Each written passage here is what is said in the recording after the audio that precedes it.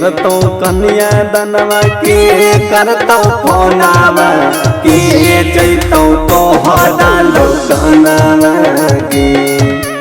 के कर के रोई तो दोनों नया नावा के वरतो लाल हका को फोनावा बाबू करतई कन्या दनमा माई मोरा फोनावा भैया जैते हमारो लोकनावा रे सहेली के रोई तई दोनों नया नावा यरवा और तई लाला का फनावा रे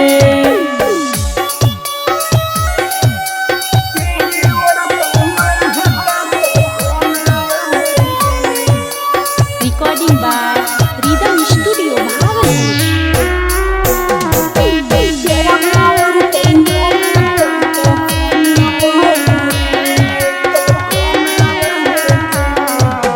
के जो तो संगवा के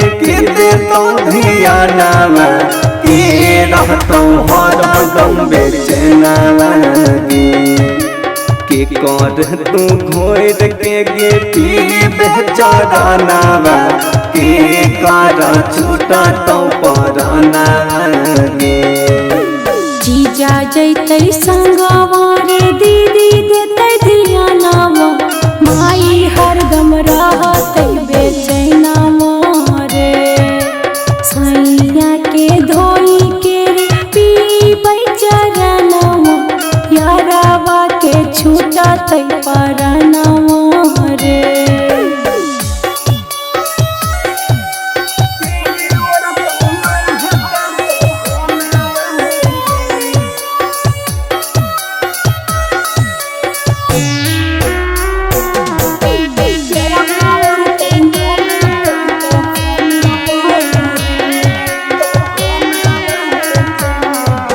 रखी लहिबे अब परस के खानावा के कारा पर खबे धियानावा के कर तू तोड़ देवे सोचल सपनावा के कारा भेजबे समसनावा ससुर जी के खिलेबै परोस के रे खानावा सासू जी के रखबै धियानावा रे राइटर आशीष के रे टूटतै सपनावा लाखन लाल के भेजबै समसनावा रे मिक्स बाय राहुल यादव।